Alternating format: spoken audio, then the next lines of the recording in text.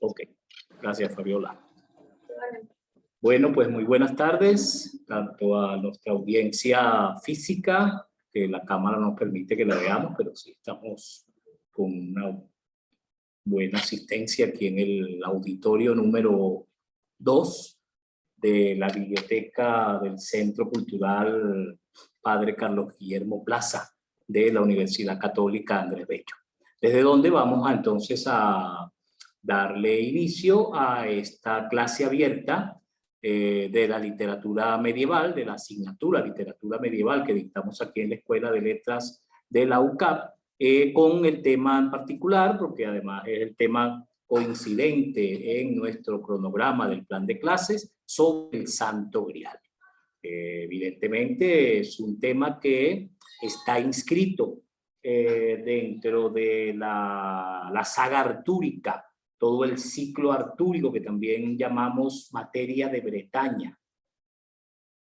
Pero precisamente de por qué aparece el tema del Santo Grial y cómo se convierte en una parte tan relevante en la saga artúrica, que aparentemente y al comienzo no tenía evidente conexión, es de lo que vamos entonces a hablar ahora. ¿Cómo se inicia entonces eso? Y vamos entonces ya a utilizar nuestro material audiovisual, porque esta clase va a estar sostenida sobre una serie de imágenes y de en algunos momentos de textos, de lecturas, y también vamos a utilizar el recurso multimediático. Vamos a ver imágenes y vamos a tratar de escuchar también música en nuestra sesión de hoy. Vamos entonces a compartir pantalla.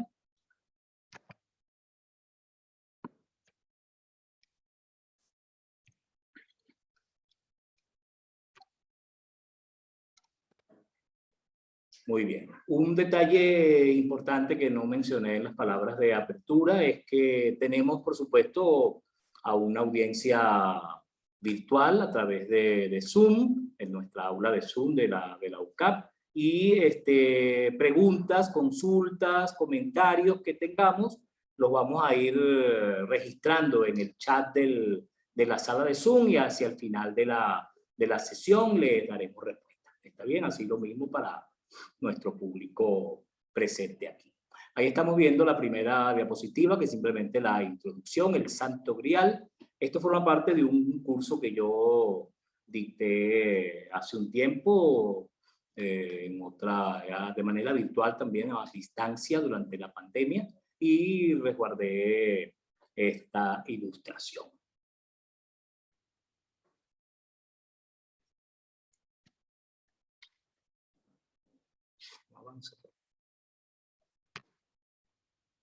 Aquí está.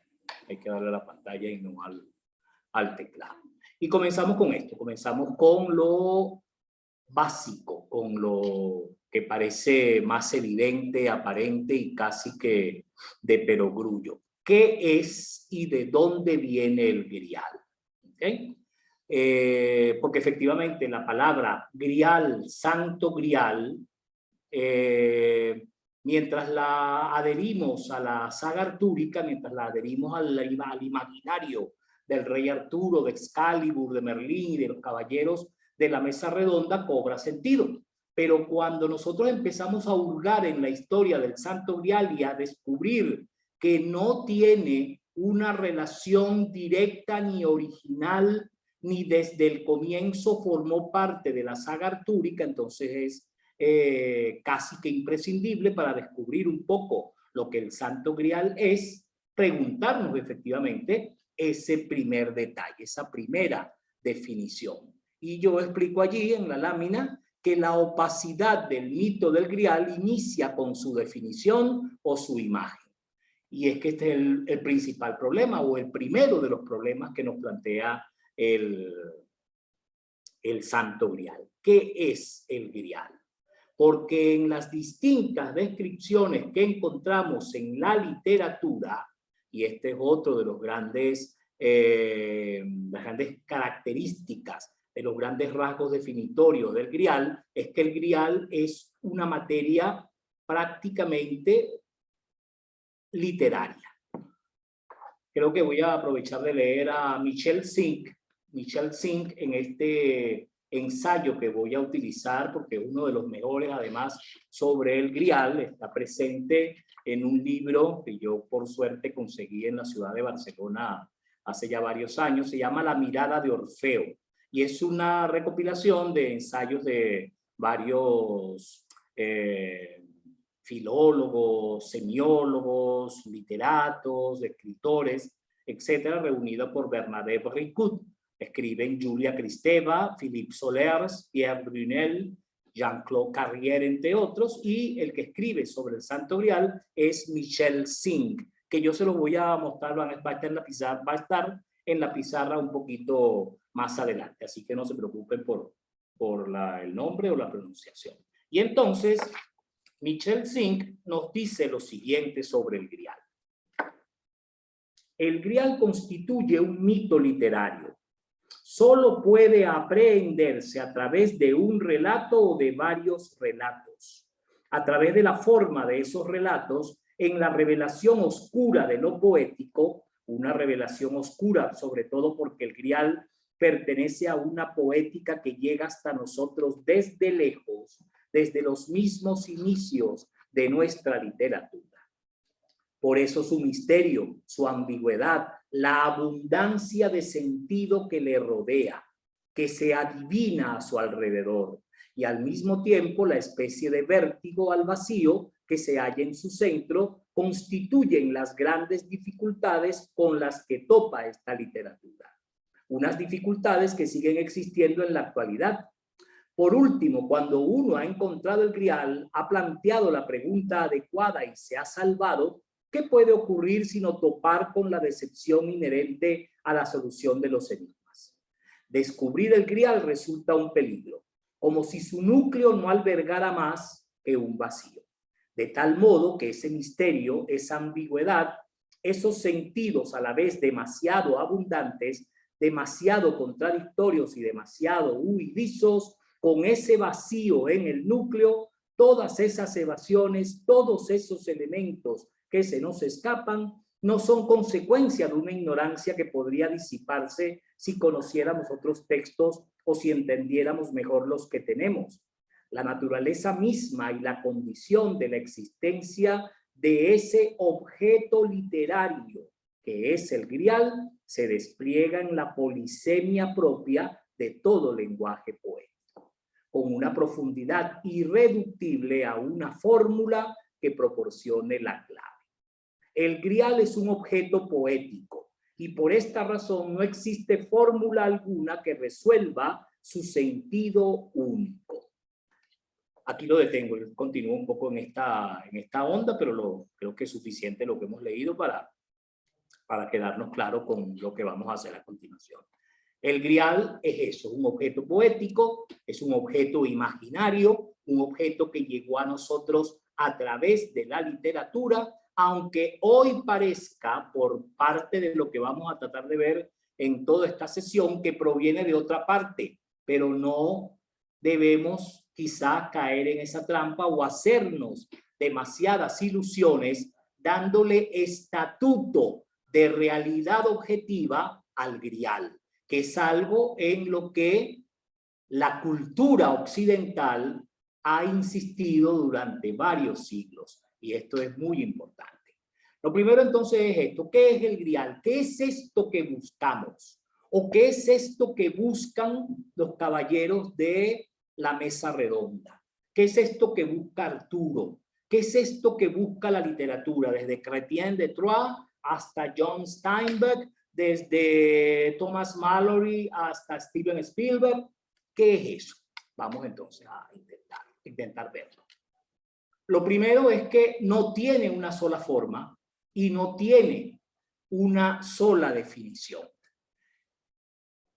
A veces es un vaso o una copa o un cuerno o una bandeja o un platón.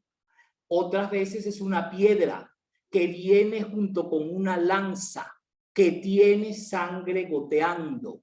A veces forma parte del Grial una luz que no sabemos exactamente de dónde viene. También lo definen o lo constituyen una voz incorpórea y la presencia de materia líquida, que puede ser agua, pero que lo más frecuente que aparece en su imaginario cuando lo relacionamos sobre todo con el imaginario cristiano es la sangre. ¿Ok? El grial está relacionado con todo eso. Vamos a explorar un poquito todos esos campos semánticos que nos propone esta opacidad o ambigüedad del grial. Si lo consideramos como un recipiente, un vaso, una copa, un plato, una bandeja, como tenemos aquí en el primer cuadrado de la lámina, pues tenemos efectivamente una cuenca y eso nos da directamente la idea del símbolo femenino, del vientre, del recipiente, de aquello que recibe, de aquello que es no vacío, sino cóncavo en su interior, y con lo cual el imaginario mitológico, no solo de la cultura occidental, sino de prácticamente todas las culturas conocidas al menos, lo relacionan con la feminidad. Entonces es un símbolo femenino relacionado con el vientre, con la bebida, porque en la copa se sirve esa bebida que luego ingerimos, la copa recibe la bebida, y cuando empezamos a hablar del líquido y el líquido que cae, que es recibido por la bebida, pensamos por supuesto en los elementos de la fecundación. Si la cuenca, si el vaso es un símbolo femenino, el líquido evidentemente es un símbolo de carácter masculino.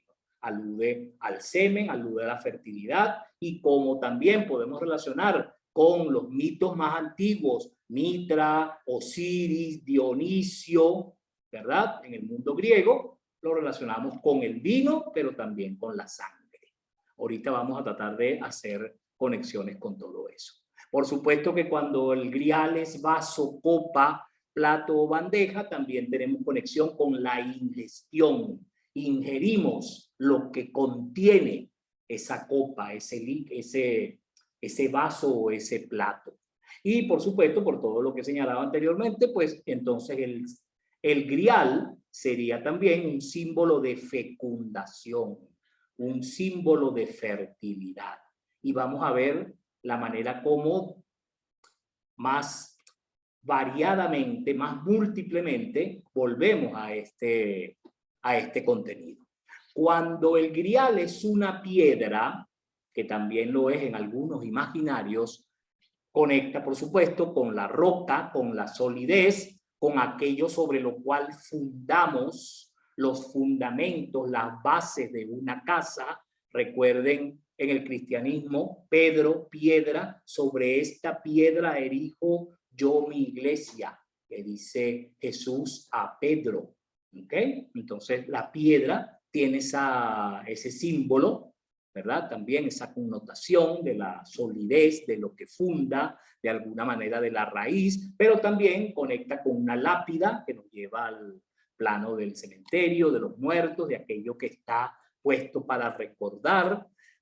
La piedra es dura, mucho más que el líquido, por supuesto. Ahí tendríamos una contradicción o un antagonismo, y la piedra representa impenetrabilidad, o por lo menos dificultad, ¿verdad? En el mito del grial, si lo relacionamos directamente con el mito de Arturo, la piedra también asiste porque contiene la espada, la Excalibur, que Arturo desenvainará, sacará de la piedra para convertirse en rey. Entonces también la piedra va un poco por esa connotación.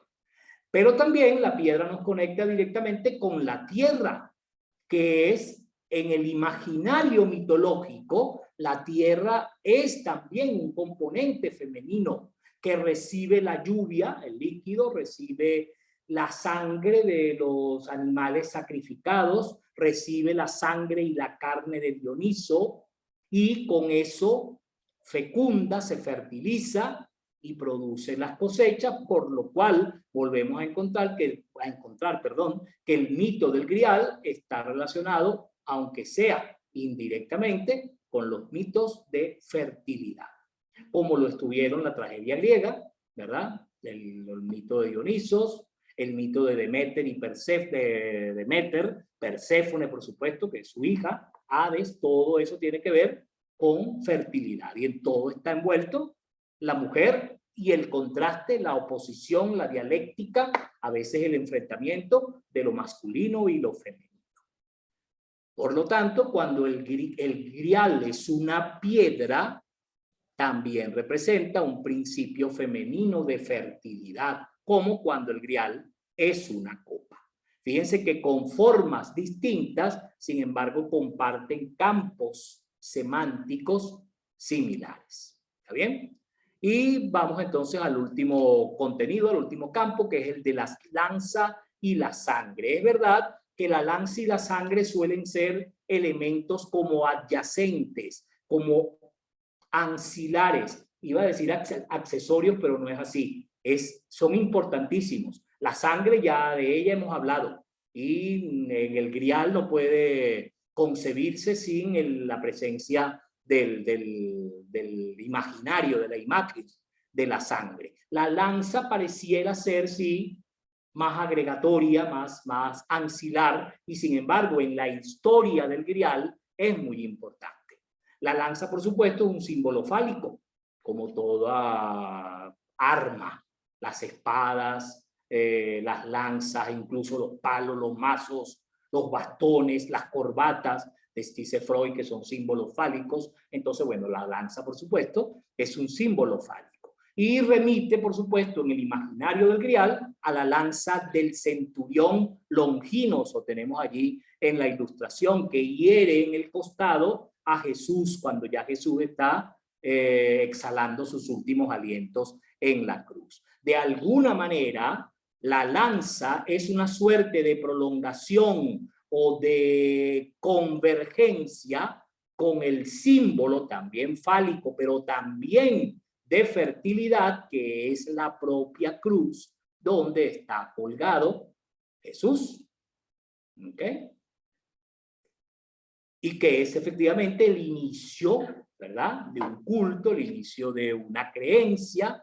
Todo eso está relacionado entonces aquí. Por supuesto, cuando el grial es la lanza, está relacionado con la herida de Cristo, está relacionado con la cruz, con el árbol. También recordemos un poco en el campo germánico que Odín se cuelga del Yggdrasil, un poco para buscar, o en el momento previo al enfrentamiento del venidero Ragnarok. Entonces ahí también hay un juego imaginario que confluye. Vuelvo a señalarlo, si no quedó claro anteriormente, el grial nos concita con diferentes imaginarios de diferentes culturas. No quiero decir con esto que el grial proviene de tal o de cual cultura, que es africano, que es oriental, que es japonés, que es mesopotámico, no. Lo que quiero señalar es que en los campos semánticos, simbólicos, comparte elementos coincidentes con cuestiones provenientes de otras culturas.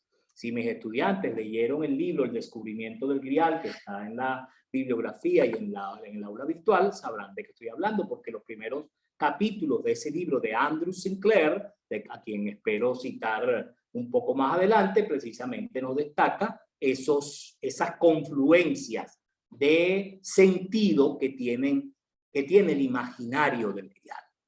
En tanto símbolo fálico, la lanza representa erección y representa penetración. Penetración en el sentido de herida, de aquello que hiere, que hace la guerra, que combate, que causa daño en el cuerpo, pero también en el sentido fecundatorio, en el sentido sexual y de cópula, que hemos estado también siguiendo durante toda lo que va hasta ahorita de sesión. Bien, pasemos a la próxima lámina, porque ya entonces nos hemos enfrentado con esa pregunta. ¿Qué es y de dónde viene el grial? Bueno, por lo menos sabemos de qué está compuesto. Hablemos ahora un poco de la etimología, porque a lo mejor, ya que no podemos precisar, unificar en un solo objeto lo que es el grial, una copa, un plato, una piedra, una lanza, la sangre que brota de alguno de ellos. Vamos a ver si a través de la palabra, del término mismo grial, podemos aprenderlo mejor. Y vamos entonces a acudir a un origen o etimología del grial y volvemos a citar al escritor Michel Cinq, que es a quien citamos también, de quien leímos hace un momento unos fragmentos.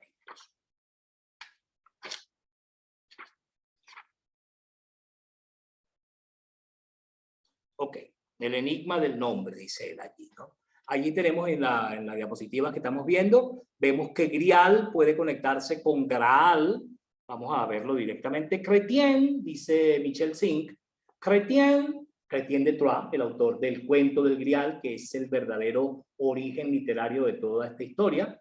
Chrétien de Troyes emplea la palabra francesa graal. Ahí la tenemos, ¿no? Con dos A.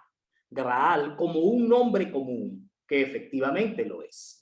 Se trata de una palabra poco frecuente, pero existe constancia de ella. La encontramos al menos una vez antes de que Chrétien de Troyes la emplee en el cuento del grial, con la misma forma en la literatura novelesca. En el libro de Alexandre, una década anterior al cuento del grial, un personaje declara: ayer cené contigo en tu grial, hier soir mangé à toi à ton graal. Es decir, en el mismo plato que tú. Es lo que significa la expresión. Ayer cené contigo en tu grial. Porque normalmente había un plato para dos personas en la mesa, en la costumbre medieval. Así pues, un grial es una escudilla o una bandeja más o menos grande, un plato grande. La palabra parece más bien meridional. Se tiene constancia de ella por primera vez en latín en el año 1010, en el testamento de uno de los condes de Urgel en Cataluña. El catalán y el occitano son lenguas muy cercanas, que dispone de una vajilla. El conde de Urgel dispone de una vajilla y en ella figura un gradalis. Lo tenemos allí también como plato, ¿eh? Un gradalis. También existe en los dialectos modernos, en particular en occitano y en franco-provenzal, el francés que se habla en el sur de Francia, en la región de Provenza, también existen los dialectos modernos, en particular en occitano y en franco-provenzal, gral, con una sola A, gral, que significa lebrillo en la Saboya, grallón, plato hondo en la región de Briançon. En diversos dialectos del occitano tenemos grasau, grasal, grasalo, para referirse, según las regiones, a un lebrillo, una cubeta para la vajilla, un comedero de madera o un comedero para cerdos. Fíjense que el grial no ha sido siempre algo santo, algo celestial, algo medio etéreo, medio inmaterial, sino que fíjense que está a nivel de los cerdos, a nivel del barro y de la porquería. Y eso va a ser bien significativo, como veremos dentro de poco. Graal significa plato en el quercí. Es una palabra meridional, pero cuyos usos se remontan hasta Borgoña, Gros en Auxerre, Gros en Jon. Así que ya estamos muy cerca de la Champaña, tierra natal de Chrétien de Troyes. Fíjense entonces que Michel Cinq nos traza como una trayectoria que nos pone como en el camino de Chrétien de Troyes, que es el primero que literariamente en una novela, en una narración, utiliza el término grial. Algunos, Andrew Sinclair dice que Alejandro Magno ya también conocía de gradalis. O sea, se le servía comida o en los banquetes, en lo que fuera, en gradalis, en platos grandes, en bandejas. ¿Ok? Michel Cinq sigue diciéndonos: esta palabra plantea un primer enigma, su etimología.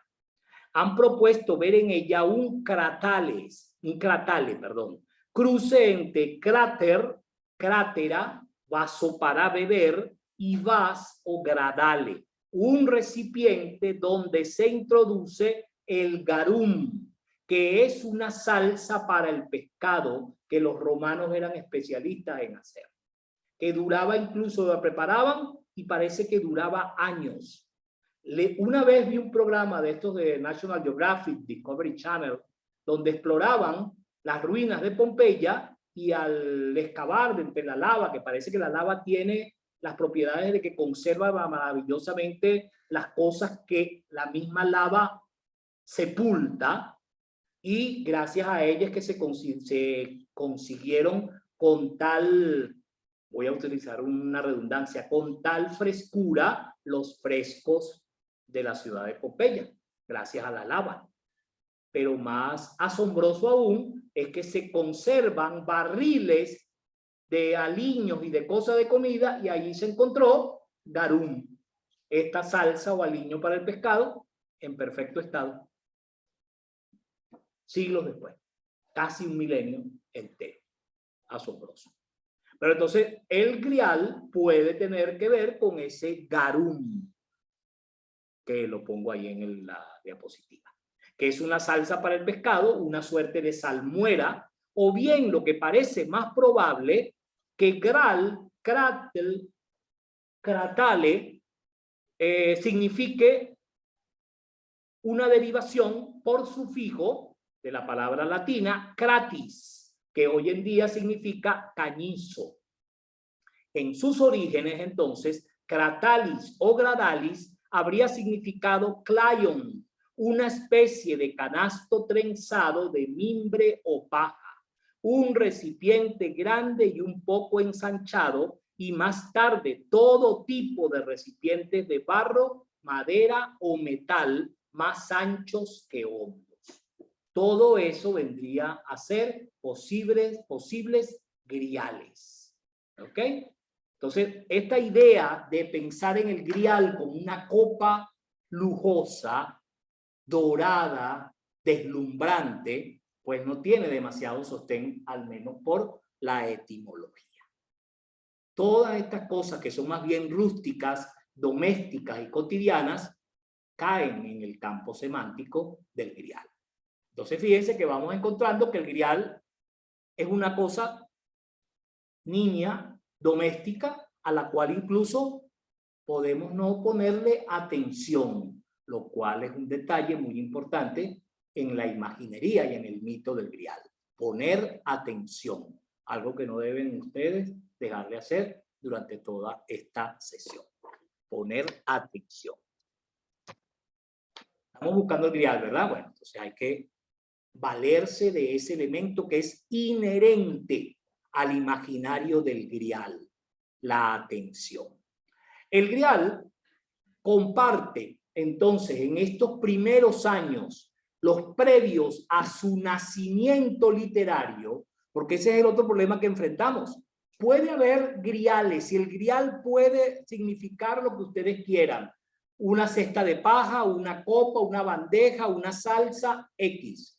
El problema es que nada de eso es importante hasta que en 1100 y tanto Chrétien de Troyes escribe y deja inconclusa una novela llamada Le Conte del Graal, el cuento del grial, y la titula con ese nombre, y luego en el episodio donde este objeto aparece, pues nos deja como, ¿y qué vimos? ¿Qué es esto? ¿De qué habló? ¿Qué contó? Eso lo tenemos aquí. Eso fue un relámpago. Bueno, ahora tenemos ruido. Bueno, esperemos que no se haya caído nada. Bueno, ¿me oyen? Creo que ya no funciona esto, ¿no? Ah, pero se fue el... Yo lo tengo aquí.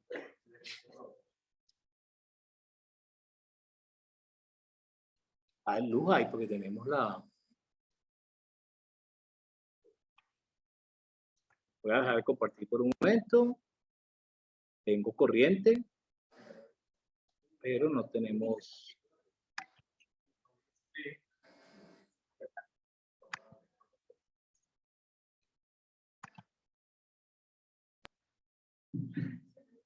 Ah, los video beams son los que se desconectaron. No, se reinicia todo. Ah, se reinicia. Claro, entonces hay que esperar a ver si encienden. Tenemos un momento. Sí, no, porque para que los técnicos no auxilien.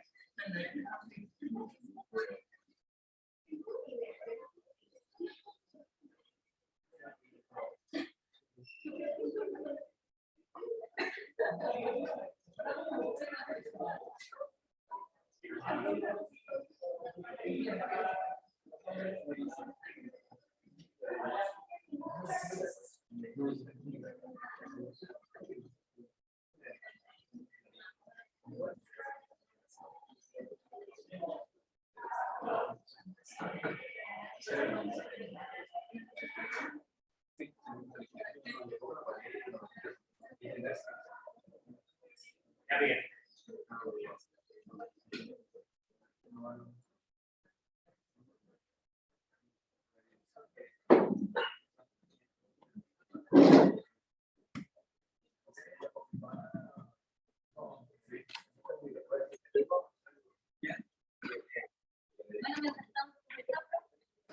Bien, Erika, muy bien. Ya viene el...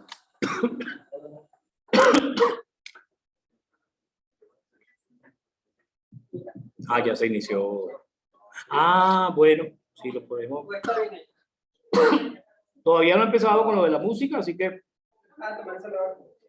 Así que él va el plug aquí. Y ahí con... A este botoncito, este huequito. No. ¿A cuál? ¿A El de este allá. azul? Mire lo de allá. Ah, Ahí dice ya, audio. ya vi. Perfecto. Muy bien, muchísimas gracias. Ya están moviendo, ¿verdad? Otra vez el... Muy bien. Bueno, para los amigos que nos están siguiendo por Zoom, tuvimos una falla técnica porque hubo un pico de luz, ¿sí? Pero ya estamos reconectados de nuevo. Vamos a ver, voy a dejar de compartir para explorar en el chat si nos siguen viendo. En breve iniciaremos la sesión. Gracias por conectarse.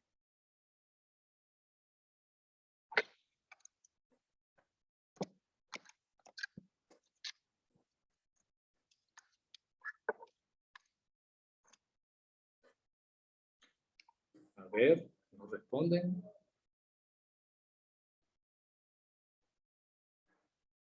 Bueno, pero vamos a seguir adelante por si acaso.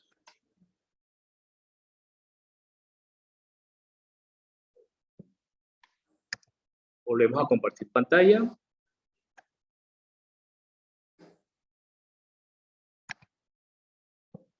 Muy bien. Entonces, antes de que Chrétien de Troyes haga nacer el Grial como mito o como objeto que clama nuestra atención, las exploraciones antropológicas, arqueológicas, filológicas que se hacen remontan entonces un poco en la aparición del Grial de una manera más o menos unida o cercana a lo que narra Chrétien en su novela sobre el Grial, hasta el origen, por supuesto, celta, que es quizá el tronco común del mito artúrico. ¿Okay? La cultura celta, combinada con elementos cristianos o precristianos, es la que constituye la saga artúrica. Está lleno de símbolos, el Merlín, la magia, la misma, el nombre y la espada Excalibur. Algunos de los nombres que forman parte del mito provienen efectivamente de la cultura celta. Perdón. Y Andrew Sinclair, precisamente en ese libro El descubrimiento del Grial, nos propone que los núcleos del mito artúrico eran de estirpe celta o de un sincretismo celta cristiano del cual Roma se aprovechó. ¿Alguien por favor puede cerrar la puerta? Que creo que ese ruido, bueno, a mí me hace ruido, la redundancia. Ustedes que están más cerca les puede también. Entonces, Andrew Sinclair propone que los núcleos del mito artúrico eran de estirpe celta o de un sincretismo celta cristiano del cual Roma se aprovechó, como de muchos cultos bárbaros o celtas, galos, etcétera, etcétera. que relacionaría a Mitra, que es una deidad persa, pero que Roma hizo suya con un nombre, si no idéntico, similar, y que relacionó en su panteón con Baco y con Dioniso. Y que en ese trasvase de cultura greco, bárbara, romana, latina y cristiana, se fundirían en las coincidencias de las fiestas invernales, saturnales, etcétera, etcétera, los mitos y los cultos cristianos. El nacimiento de Jesús correspondería a una vieja deidad, si no es Mitra, alguna otra, el Yemalis romano, para hacerlo coincidir con el nacimiento de Jesús. Y la Semana Santa coincide también con otros cultos, entre ellos los festivales dionisíacos que se celebraban en la Grecia antigua. Entre marzo y abril de nuestro calendario moderno se celebraban las fiestas, los festivales dionisíacos en la Grecia antigua. Por lo tanto, toda esa mezcla, fruto del sincretismo que fue la primera Europa, la Europa naciente, la Europa incipiente, mezcló todas estas cosas. En la mitología previa, primera, originaria de Arturo, Arturo, que es una suerte de capitán entre romano y bárbaro, se enfrenta a un toro. Y este toro en otras versiones tiene que ver también con un dragón, o se transforma en un dragón, que ya entonces nos conecta directamente con la imaginería de la épica germánica o con la imaginería propiamente caballeresca, o la que se va a desarrollar como caballeresca posteriormente. Lo importante es que Arturo en estas primeras épocas, esto es antes de Geoffrey de Monmouth, es decir, antes del siglo X u XI, Arturo vendría a convertirse en un símbolo de los pueblos rebeldes a Roma. Perdón. Voy a leer un fragmentito de Andrew Sinclair. Los verdaderos griales celtas que existían en los tiempos de Arturo eran cuencos colgantes, como el que tenemos en la imagen allí, no cálices en las manos de los sacerdotes. Estos recipientes de bronce colgantes estaban adornados con esmaltes y volutas. Los encontraron en Warwickshire y Lincolnshire y descubrieron otros 3 en la suntuosa nave funeraria de Soronhu, fabricados por un maestro artesano para la corte de Anglia Oriental. Uno de los cuencos presenta 6 medallones de esmalte rojo en los costados, mientras que en la tapa hay un emblema de los primeros cristianos, el pez, el acrónimo griego para el nombre de Jesucristo. Saben que como ese 8 acostado, que también representa el infinito. Bueno, esa forma fue el pez para los cristianos que venían escapando, exiliados, que eran sectas secretas, utilizaban este símbolo griego que terminó convirtiéndose en pez, el pescador, los pescadores de hombres. Y qué casualidad, en el mundo del Grial, en el imaginario del Grial, vamos a tener nada más y nada menos que a un rey pescador. Recipientes metálicos más sencillos, colgados en hogares y fogatas, han proporcionado el alimento diario de los cazadores y de las reuniones durante decenas de siglos. Trozos de carne y raíces se añadían a la olla que, si se llenaba, podía suministrar una cantidad inagotable de sopa y estofados. Este era el origen material de los griales celtas, que alimentaban a todos cuantos se acercaban. Quizás el último vestigio de aquella tradición del cuenco rebosante es la copa que se pasa de jinete en jinete en las cacerías modernas. Pero también nos dice Sinclair que en las primeras leyendas galesas de Arturo, el rey guía a sus caballeros en una incursión para hacerse con el botín de Anwen, incluido un caldero mágico. Lo tenemos que decir. Vamos a poner esto para arriba para que lo veamos bien. Aquí molesta, pero creo que un poquito menos, ¿no? Al menos para los que están por Zoom. Ahí tenemos una muestra de esos calderos mágicos, incluido un caldero mágico del Renacimiento.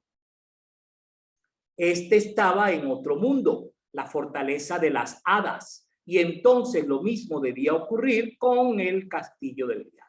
El borde del caldero estaba ornamentado como lo estaban los contemporáneos calderos colgantes, con esmalte azul oscuro y perlas.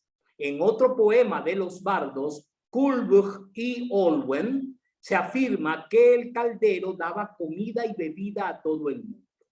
No obstante, en esta versión, Arturo lo llena con los tesoros de Irlanda y se lo lleva a su condado. En los poemas de Taliesin, otro caldero, el de Cerridwen, le da la inspiración divina y la sabiduría cuando lame 3 gotas de la mezcla hirviente en el recipiente de hierro que sostiene en sus manos. En la película Excalibur hay otra de las hermosísimas escenas de la película. Está cuando por fin consiguen el Grial y se lo llevan a Arturo. Arturo lo que hace es sorber, apenas lo toca con los labios y enseguida se reanima y dice un verso que además es tomado de poemas más contemporáneos, de algo que trabajó T.S. Eliot en el famoso poema La tierra baldía de Wasteland. No sabía lo vacía que estaba mi alma hasta que se llenó. Pero cuando vemos que es lo que hace sorber, es como que si hiciera esto en la película. No sabía lo vacía que estaba mi alma hasta que se llenó. Con un sorbito. Entonces, esa frase le atribuye a lo que hay en el Grial una propiedad mágica que si no estamos en la onda quizá del misterio del Grial y todo eso, quizá no comprendemos, pero si somos suficientemente inocentes, la hermosura de la sencillez de la escena nos puede, por supuesto, cautivar, arrobar. Seguimos explorando el Grial. Y llegamos por fin a la historia de este mito moderno que es el Santo Grial. ¿Cuándo nace? ¿O quién es su partero? Su partero es Chrétien de Troyes, que escribe el cuento del Grial hacia el año 1190, finales del siglo XII. Está inserto en la materia de Bretaña y es un cuento aparentemente, una novela, un relato, así como El Caballero de la Carreta, así como Eric y Enid, así como Iván el Caballero del León, todas obras de él, pero esta tiene la diferencia de que quedó inconclusa. Sin embargo, algunos filólogos nos han informado que Chrétien de Troyes tenía esa manía de escribir así. Escribía las novelas como en paralelo, más o menos como imagino yo que hace Arturo Pérez Reverte, que publica como 3 novelas al año y yo todavía no explico cómo lo hace. De ese comienza una, se cansa, se aburre, se le trancan los datos y va con otra que tiene anotada. Y cuando le pasa lo mismo que le pasó con la primera, va con la tercera y así la va trabajando paralelamente y la primera que termina esa es la que manda a la imprenta. Claro, el que ya vive de esa industria, pues perfecto. Pero parece que Chrétien de Troyes trabajaba de esta manera. No era orgánico ni demasiado metódico y parece que en alguno de esos momentos eso le pasó factura con el cuento del Grial. O simplemente nosotros creemos que el cuento del Grial está inconcluso y a lo mejor no. A lo mejor es que Chrétien de Troyes lo terminaba así como está. Esa es una posibilidad, es una teoría de las menos aceptadas, por supuesto, y ya vamos a ver por qué, pero tiene que ver con esto. Entonces está inserta en la materia de Bretaña, que a la que pertenecen novelas como El Caballero de la Carreta, como La muerte de Arturo, como La demanda del Santo Grial, como Iván el Caballero del León, es todas las novelas que tienen que ver con Arturo y su corte y sus caballeros son la materia de Bretaña. Los elementos novelescos del Perceval. Vamos a mantener esa diapositiva mientras yo les leo este resumen que aunque es un poquito largo, nos resume o nos contiene, mejor dicho, todos los elementos importantes de la historia y yo diría que del mito, ya que a partir de él surgieron tantas cosas y se urdieron e imaginaron tantas continuaciones y eso ha tenido tanta repercusión. Creo que estamos en presencia, de hecho en este texto se lo admite de esa manera. El título del ensayo que yo estoy leyendo de Michel Sink es El Grial, un mito de la salvación. Entonces lo tenemos, es un mito occidental. Lo mismo dice Carlos García Gual en este artículo, La búsqueda del Grial, un mito para Occidente, así lo llama él. Entonces, están todos los elementos del mito en esto que voy a leer a continuación, de Michel Sink.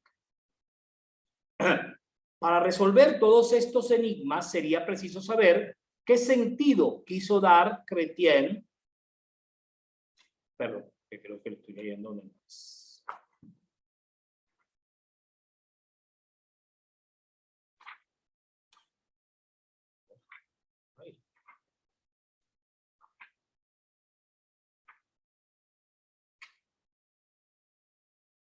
Ahora se me perdió.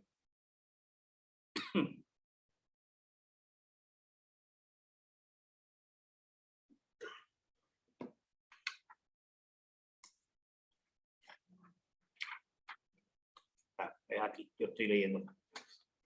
Estoy leyendo en la página que no era. Resumamos brevemente la primera parte de la novela. En el comienzo, un joven hijo de la dama viuda de la yerma floresta, ese es el lugar donde se ubica, pasea por el bosque a caballo, cazando y jugando con sus 3 venablos, son los perros de caza. Se encuentra con unos caballeros, pero no sabe lo que es un caballero.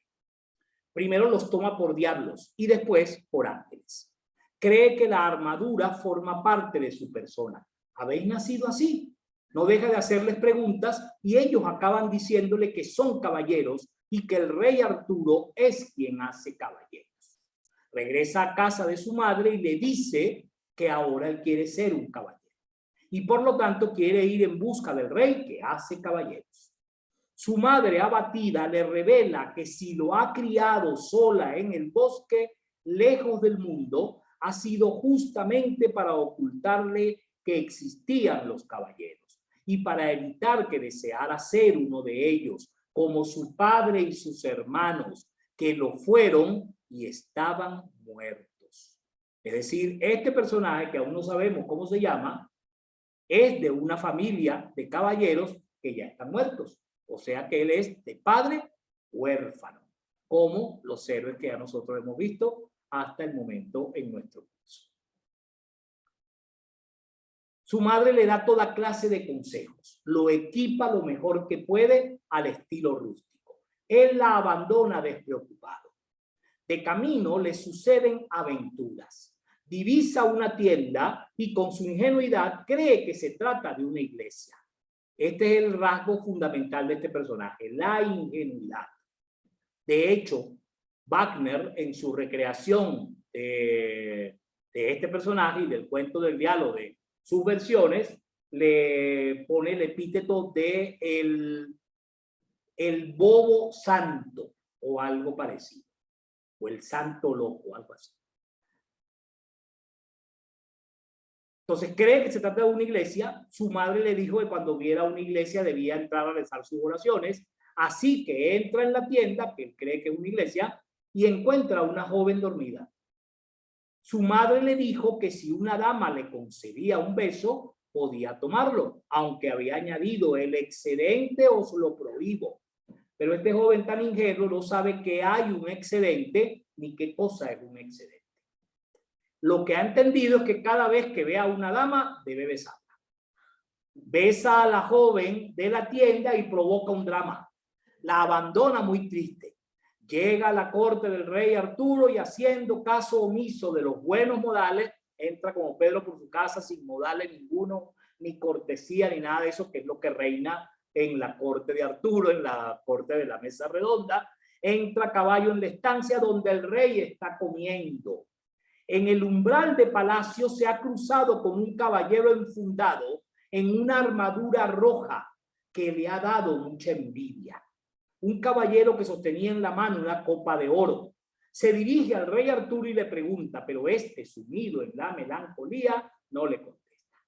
El joven insiste de malos modos. El rey Arturo acaba excusándose cortésmente y le dice que está triste porque el insolente caballero Bermejo le ha robado su copa de oro en su mesa. El joven no escucha, solo pide sin cesar las armas del caballero Bermejo. El senescal Queu, enfadado con ese joven patán cuyas vestiduras revelan su origen galo, los galos estaban considerados semisalvajes sin educación, le dice que vaya a buscarlas. El joven se lo toma al pie de la letra, sale, desafía al caballero Bermejo, le lanza la jabalina que le entra por la abertura del yelmo y mata al caballero. En el resumen se ha olvidado señalarnos que Perceval tiene destreza con la lanza. Y en versiones más antiguas, su padre aún no ha muerto y su padre es el que le enseña esta destreza con la lanza. Pero bueno, aquí lo vemos como un prodigio. Eso es lo que, así como lo cuenta Chrétien de Troyes. Encantado, el joven trata de quitarle la armadura con torpeza. Aparece un escudero que le ayuda a enfundarse en ella. Se marcha sin ni siquiera tomarse la molestia de ir a decir al rey Arturo que le ha vengado de su enemigo. Esa misma tarde llega cerca de un castillo.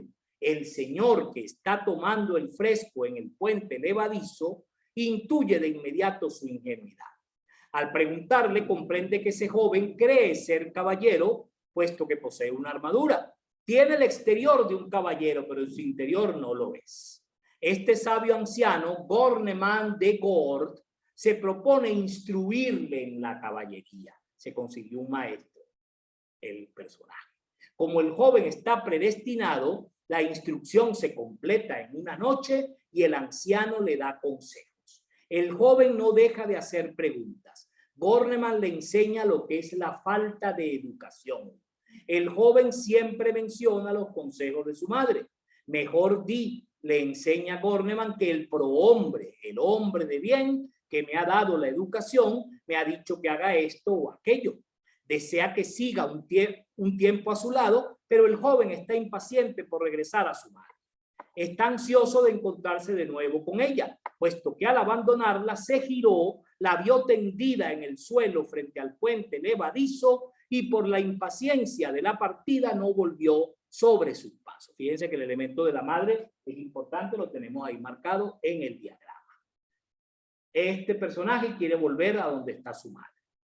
Así que abandona a Gorneman y para pasar la noche le acogen en un castillo asediado por el inoportuno pretendiente de la dama del lugar, la encantadora Blancaflor o Blanchefleur. Advierte la carestía que reina en el castillo, los llantos de la muchacha, pero no plantea ninguna pregunta creyendo seguir los consejos de Gorneman. En plena noche, la joven va a su encuentro. Le confía su angustia. Él promete ayudarla, la invita a entrar en su lecho, la consuela. A la mañana siguiente derrota al senescal del brutal pretendiente y al propio pretendiente, a los que envía a la corte del rey Arturo como prueba de su victoria. Blancaflor desearía que se quedara, pero él prefiere encontrar primero a su madre y promete volver con ella. Fíjense cómo el elemento femenino tiene una marca bien particular en el relato. Se marcha de nuevo y se pierde. El joven caballero se pierde. Hacia la noche no sabe dónde hospedarse. Se encuentra en el bosque. Bordea un río demasiado grande, demasiado caudaloso para atravesarlo. A pesar de esto, tiene la impresión de que si pudiera flanquearlo, encontraría a su madre al otro lado de ese río. En el río, un hombre con ricas vestiduras que está pescando en una barca le dice que un poco más lejos se encontrará la hospitalidad de un castillo. Primero lo busca en vano y de repente sus torres aparecen por encima de los árboles. En el castillo le recibe un viejo paralítico. Durante la comida, un cortejo atraviesa la estancia repetidas veces, desde una puerta hasta la otra. En primer lugar, un muchacho con una lanza en la mano, se forma una gota de sangre en la punta de hierro de la lanza, resbala por toda la barra hasta la mano del joven. Y en ese momento aparece otra. Detrás, dos jóvenes con un candelabro cada uno. Y a continuación, una muchacha con un grial que desprende una luz tan intensa que eclipsa la de los candelabros. Esta es la luz de la que hablamos al comienzo de la sesión. Detrás de ella, otra joven con un tajo, o lo que es lo mismo, una tabla para cortar carne. Este cortejo pasa muchas veces y el viejo no aparta la vista del joven. Este arde en deseos de preguntarle, el joven al que lo invita, al anfitrión, preguntarle qué es lo que están sirviendo, qué es eso que está ante sus ojos. Pero recuerda que Gorneman le ha recomendado no hacer preguntas. Por la noche le preparan una cama, se acuesta y promete plantear la pregunta a la mañana siguiente. Sin embargo, cuando se despierta, el castillo está vacío. Sale y dice para sus adentros, tal vez hayan salido a pasear por el bosque. Atraviesa el puente levadizo que vuelve a elevarse detrás de él, casi antes de que su caballo haya acabado de cruzarlo. Llama a alguien y no hay nadie. Se pierde en el bosque. Encuentra a una muchacha llorosa con su compañero muerto tendido junto a ella. ¿Cómo es posible? Le dice, que tengáis tan buen aspecto. En este bosque no hay ningún sitio donde dormir, le dice la chica. Sí, hay un castillo muy cerca, responde él. ¿No me estaréis diciendo que habéis pasado la noche en el castillo del rey pescador? Pues sí. ¿Habéis visto la lanza que sangra? Le pregunta ella. Pues sí. ¿Habéis visto y habéis preguntado a quién han servido el grial? Ah, no. ¿Y cómo os llamáis? Y en ese momento, el joven, que no sabía cómo se llamaba y no lo ha mencionado en toda la novela, y recuerden ustedes que el nombre es la manera como nos apelamos a nosotros mismos. Cuando alguien dice, no, ¿cómo me llamo? Yo no me llamo a mí mismo, me llaman tal. Eso es una perogrullada, porque el nombre es con el que yo me nombro a mí mismo y de alguna manera es mi forma verbal de reflejarme, de ver mi imagen, de ver mi ser. Este caballero no se ha visto en todo lo que va de relato. Por lo tanto, no se conoce a sí mismo. Están siempre instruyéndolo, enseñándolo, formándolo. Pero él ni siquiera sabe cómo se llama. Ha vivido solo con su madre y su madre, al parecer, nunca tuvo la necesidad de llamarlo por un apelativo. Y entonces, cuando la joven le pregunta, ¿y cómo os llamáis? El muchacho tiene una revelación y le dice, me llamo Perceval. Y era cierto. Entonces la joven le dice que ella es su prima y que él, desgraciadamente, está maldito. Si hubiera planteado la pregunta, el rey pescador se hubiera curado. No obstante, por culpa de su silencio, la tierra va a quedarse estéril. Fíjense en la relación con el mito de la fertilidad. También le comunica que su madre murió por el dolor que le provocó su partida y que su silencio en el castillo del Grial es el castigo por ese pecado. Él la ve desmayarse cuando atraviesa el puente que lo separa de su casa, pero piensa que es que se cayó, se tropezó, porque su mamá es muy dramática y se tiró al piso, hizo que se desmayó. Él no le para, le despide, mamá, y se va a su aventura. Y ahora se entera de que la pobre vieja se lo murió. Perceval se marcha de nuevo, ahora desesperado. Acuérdense que él estaba buscando a su mamá. Se ha ido de la corte de Arturo con su armadura roja, ha rechazado a muchacha y todo por volver con su mamá y ahora se entera de que la mamá ya no está. Una mañana que había estado nevando intensamente, divisa en la blancura de la nieve gotas de sangre roja que gotean de una oca salvaje perseguida por un gavilán. Piensa en su amiga Blancaflor, que también tiene los labios rojos y la piel blanca.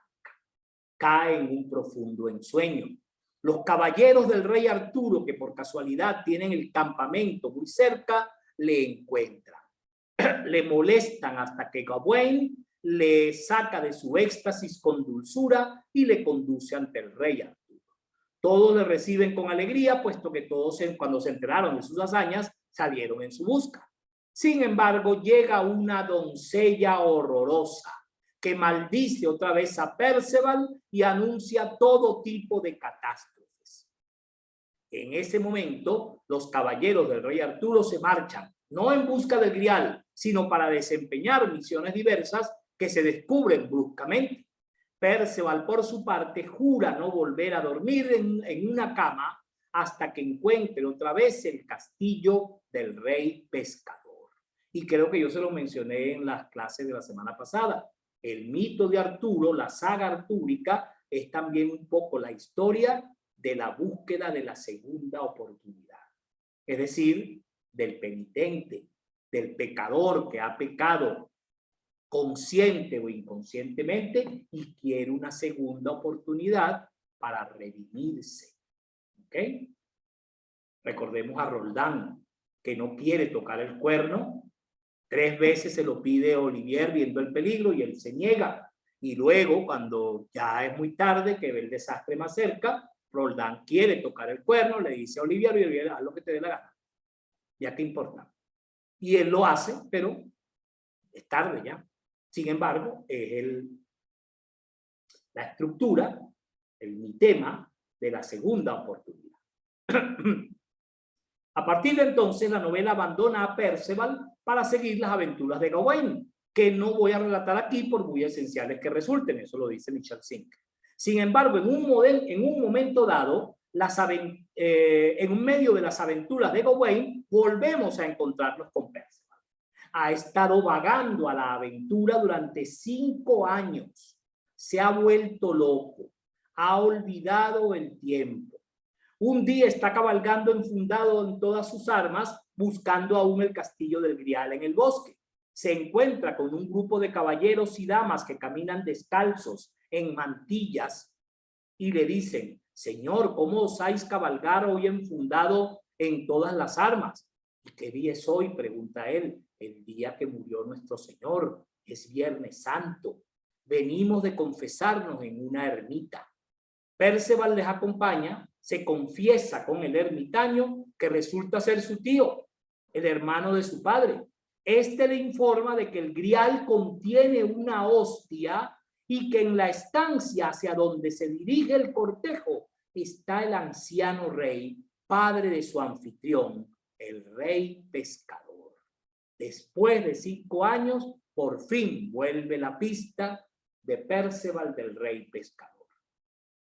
Que desde hace décadas solo se alimenta con la hostia que le lleva el Grial. Recuerden que el rey pescador es un rey tullido, es un rey cojo, medio paralítico. Entonces solo se alimenta de la hostia, y esa enfermedad que lo inutiliza o lo hace inválido es la marca, quizá, esa es la interpretación posterior, de su pecado o de su falla, y se alimenta de la hostia porque busca también penitencia y, por supuesto, la redención. Es decir, la misma historia, lo mismo que está buscando Perceval buscando el Grial. Este anciano rey también es su tío, otro hermano de su padre, el que lo dejó huérfano. Por lo tanto, Perceval está predestinado a esta aventura desde el punto de vista familiar, y le tocaba a él plantear la pregunta. Eso lo explica por fin el ermitaño. Tú eras el que tenía que preguntar. Él se contiene por lo que le enseña a Bornemann, no pregunta y pierde la oportunidad de resolver el misterio del Grial. A continuación, el ermitaño le concede la absolución. El domingo de Ramos, Perceval comulga y se marcha, pero no volveremos a encontrarlo. La novela retoma las aventuras de Gawain, que tras atravesar un río, otro río, llega a un castillo habitado por mujeres, más mujeres, en este cuento del Grial, donde halla a su hermana. Gawain encuentra a su hermana su madre a la madre del rey Arturo, a quienes creía a todas muertas. Fíjense cómo se repiten los signos. Perceval quiere regresar a donde está su madre y la pierde. Gawain, por casualidad, se encuentra un castillo lleno de mujeres donde está su hermana, su madre y la madre del rey Arturo, a quienes él creía todas muertas. Este castillo puede ser el purgatorio, también simbólicamente. A la entrada del castillo, un rito zancudo, es decir, un hombre cojo, como el paralítico de la historia de Pérsefa, como el rey pescador, con una pierna postiza de plata, rememora al rey pescador, nos dice Zinc, incapaz de caminar. A Gawain, inmerso en aventuras, le inducen a combatir contra el prometido de su hermana. Y en ese momento, la novela se interrumpe.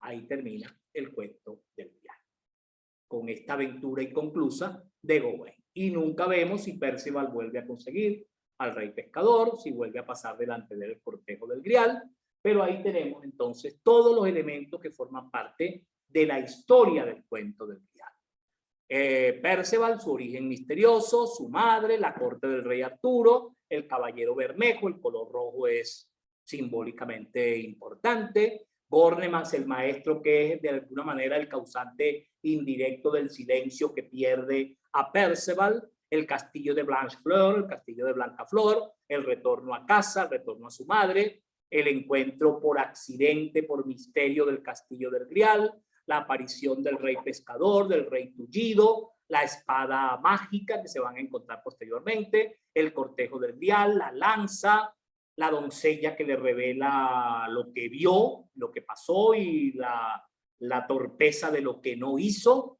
la revelación de la muerte de la madre, la vuelta a la corte de Arturo, la aparición de Sir Gawain, la búsqueda de los demás caballeros y el cese inconcluso de la novela.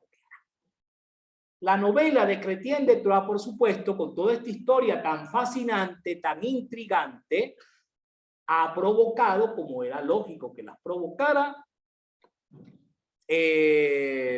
muchas continuaciones, de las cuales se han conservado 4, por lo menos que sepamos. Una primera anónima a la que llamamos la continuación del pseudo Vauquier y que es anterior al año 1200.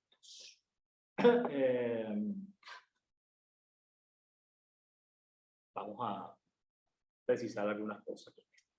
Las continuaciones propiamente dichas desarrollan ampliamente la estructura de la queste. La queste es la búsqueda en el provenzal de entonces. Se han conservado 4 continuaciones. La primera, de autor anónimo, es conocida como la del pseudo Vauquier y fue escrita con anterioridad al año 1200. Se ha conservado una versión reducida y otra más amplia, mucho más amplia, lo que ha generado discusiones acerca de cuál era la original. En esta obra, Gawain es el protagonista indiscutible en la continuación del pseudo Vauquier. Gawain era el protagonista indiscutible. Frente a la segunda continuación, que tiene como 13.000 versos, es un poema largo. Aquí lo tenemos, la segunda continuación de 13.000 versos, que recupera a Perceval. Aquí vuelve a aparecer Perceval en la segunda continuación.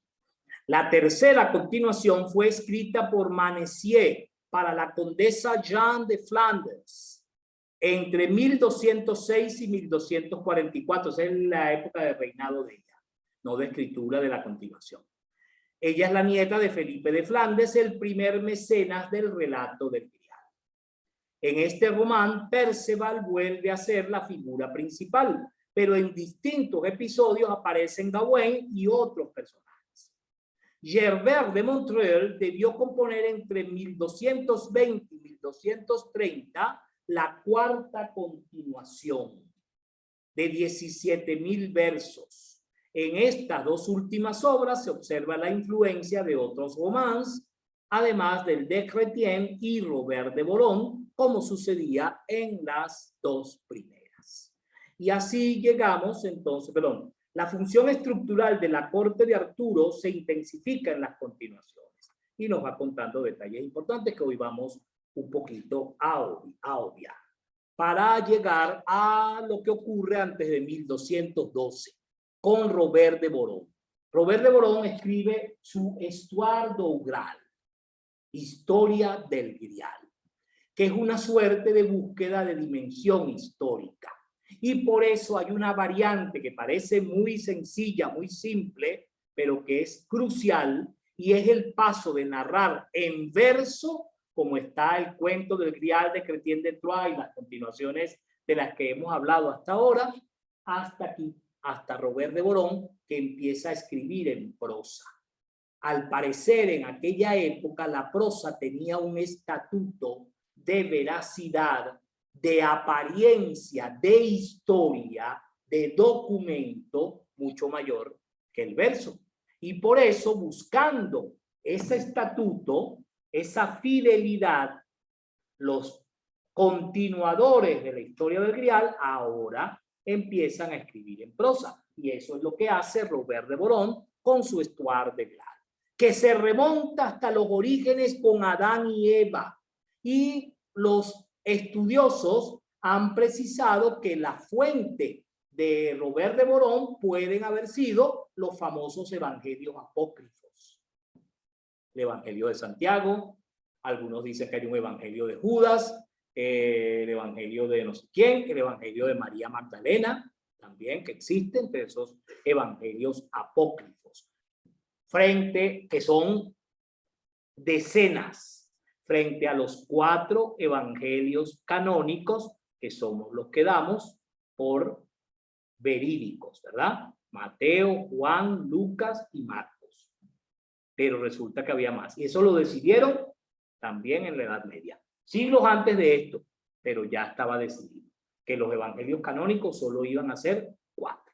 Pero los demás siguieron existiendo, siguieron circulando, los herejes lo utilizaban como sus libros de cabecera, y sobre esos evangelios apócrifos, al parecer, se fundamenta Robert de Boron para establecer la relación del Grial con la historia de Jesús e incluso la historia bíblica. Robert de Boron propone relación con Cristo y nos cuenta cómo el Grial se traslada a Occidente, viniendo, por supuesto, de otra parte, que no es otra que Oriente. El Grial sería, según Robert de Boron, oriental. Aparece entonces en el mundo artúrico gracias a Robert de Boron. Robert de Boron lo interna en el mundo artúrico, como ya había hecho Chrétien de Troyes, solo que Chrétien de Troyes no se molesta en decirnos de dónde viene el Grial, por qué está en la casa del rey pescador, por qué había que preguntar por él, qué significa la lanza que sangra. Nada de eso nos lo explica Chrétien de Troyes, y como a todo el mundo le quedó impactado ese misterio, pues la gente empieza a escribir continuaciones para explicarse esos misterios. Y en Robert de Boron se incluye nada más y nada menos que a José de Arimatea, este mecenas, este gentil que ayuda a Jesús en los últimos trances de su vida, es quien le da sepultura, quien lo envuelve en el manto, ayudado por Marta, María Magdalena. Era un discípulo suyo, José de Arimatea, y en la historia del Grial se hace que entonces esta conexión con los últimos días de Jesús lo haga poseedor nada más y nada menos que de la copa de la última cena. ¿Ok? Y por ahí entonces José de Arimatea rescata eso, y eso va llegando entonces al mundo de Occidente y conecta con Merlín y con Perceval. A ver, en los manuscritos de Canché, Didot y Módena se conservan unos textos en los que se encuentra la prosificación de la primera parte de la trilogía, el José de Arimatea. Se trata de la misma obra y los 3 manuscritos aportan soluciones al problema de la decodificación del verso a la prosa y al nuevo lugar que la palabra, el discurso, debía ocupar en el sistema. Cerquiglini, otro estudioso, ha destacado entre las normas impuestas por el sistema en prosa la exigencia de una hiperseñalización del discurso, una casi total ausencia del estilo indirecto y un uso en ocasiones abusivo de adverbios. Estos textos señalan la dependencia inicial de la prosa con respecto al verso y demuestran una manifiesta voluntad por otorgar una nueva forma al romance. También se han conservado prosificaciones del Merlín de Robert de Boron, del que tan solo queda un fragmento de su versión original, en la Vulgata, formando parte del ciclo Lancelot-Grial, y el denominado Hood Merlin o Suite de Merlín, siendo atribuida a este autor solo la primera parte. Por último, en los manuscritos de Didot y Módena, el José de Arimatea aparece proseguido de un Perceval en prosa que se supone una adaptación de un original perdido en verso. Las relaciones entre ambas obras, José de Arimatea y Perceval, son evidentes en lo que respecta a la organización del linaje de Perceval. Perceval estaría conectado con José de Arimatea, con los antecedentes del Grial. En el Perceval, el protagonista aparece como hijo de Alain y a su vez hijo de Bron, el rey pescador. El Graal es el vaso donde José recogió la sangre de Cristo y se reitera la etimología del concepto ofrecida por Robert de Boron en el José de Arimatea.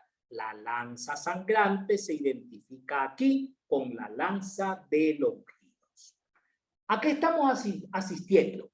A una evidente, progresiva y hasta podríamos decir que calculada cristianización del mito. Porque en el Chrétien de Troyes no se nos aclara de dónde proviene ninguno de los signos del Grial. Ni la lanza que sangra, ni el Platón, ni la copa, ni la luz, nada de eso.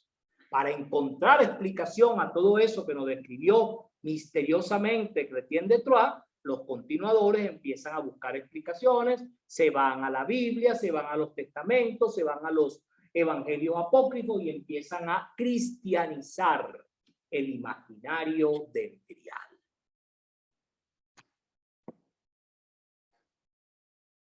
A partir de este momento, el Grial va adquiriendo quizá como una vida propia y una estructura de las historias que van teniendo como una intención o un sentido.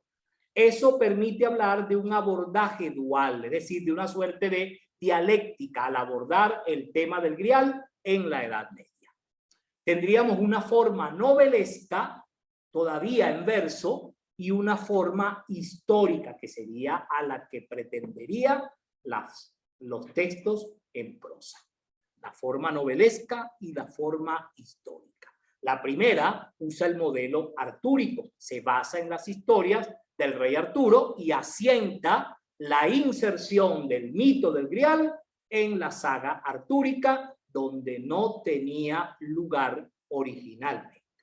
El Grial no está en Geoffrey de Monmouth, ni tampoco se habla de él en Erec y Enid, ni en El Caballero de la Carreta, ni en Iván el Caballero del León, que ocurren todas en la saga artúrica. Esto aparece en el cuento del Grial, que es la última y supuestamente inconclusa. La segunda forma, la histórica, es de tradición cristiana o sincretista, es decir, fusionar lo bárbaro, lo pagano, lo celta, quizá con lo cristiano. ¿Está bien? Los prólogos del Grial, porque las continuaciones que vienen a continuación van a tener unos prólogos que explican, y entonces esos prólogos van a tener dos formas. La elucidación, que remite a un tiempo mítico cristiano, Adán y Eva, la Biblia, Salomón, David, la raza de David, el nacimiento de Jesús, José, el padre de Jesús, la Virgen María, por supuesto, el símbolo mariano por excelencia de la Edad Media, la muerte de Jesús, su pasión, la última cena, todo eso remite a ese tiempo mítico cristiano que forma parte de la llamada elucidación, que son los prólogos, las explicaciones previas a los relatos que vamos a atestiguar. Y la segunda forma es el biocadrán, que convierte a los relatos del Grial, en algunos casos, en precuelas novelescas. Nosotros estamos viendo ahorita, bueno, hasta ayer, porque ya terminó la temporada, House of the Dragon, ¿verdad? Que es una precuela de Game of Thrones. El cuento del Grial es nuestra novela, nuestra serie madre. El spin-off, la precuela, el House of the Dragon, ¿verdad? Del cuento del Grial de Chrétien de Troyes, son las novelas del Bliocadran. Todas esas precuelas, José de Arimatea, Historia del Grial, Historia de Merlín, que se remiten a un tiempo previo y antiquísimo a Arturo, siquiera, al rey Arturo. No comienzan con Arturo. Lo más cercano a la saga artúrica son los fragmentos que tienen que ver con Merlín. Pero la historia del Grial nos remite al tiempo mítico cristiano, como también lo hace el Grial de José de Arimatea. Eso forma parte del Bliocadran. ¿Se entiende, verdad? Elucidación y Bliocadran. Son nombres técnicos, tampoco son demasiado relevantes para la comprensión de lo que es el Grial. Esto es más bien filológico, de carácter de literatura. Hay un tercer ciclo de continuaciones del Grial. Estaría formado por los manuscritos prosificados con fragmentos del Perceval, de Didot, Cangé y Módena. Son fragmentos, manuscritos, no son novelas completas, entre las que se incluye el José de Arimatea, que provendrían del siglo XIII. Siempre son posteriores a Chrétien de Troyes, que es de 1190. No se olviden de eso. Y aparece el Perlesvaus, lo tenemos ahí retratado en una portada, que habría sido escrito entre el año 1210 y 1215. El Perlesvaus, que significa el de los valles perdidos, como también más o menos eso significa Perceval. Perlesvaus sería una forma céltica, un poquito más bárbara, de Perceval. Perlesvaus.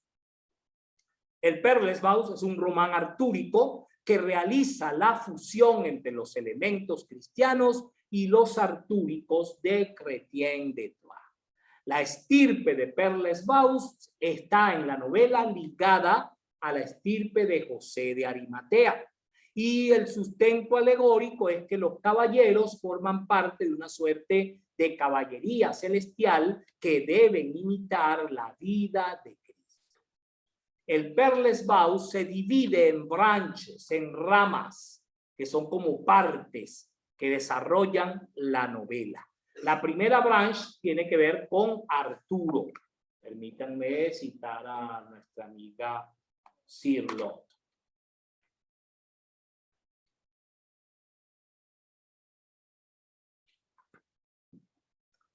El Perlesvaus es un román artúrico en el que se ofrece una nueva versión del protagonista de la última obra de Chrétien, junto a una reconsideración general sobre el tema del Grial. El héroe aparece aquí con un nuevo nombre, Perlesvaus, que significa el que perdió los valles. Una variante de Perceval que algunos críticos consideran como un nombre formado a partir de la expresión Percer-Leval. Perceval, Percer-Leval. Fíjense que fonéticamente es muy similar. Atravesar el valle significaría Percer-Leval. Y que se puede glosar como el que ha penetrado en el misterio o secreto del valle.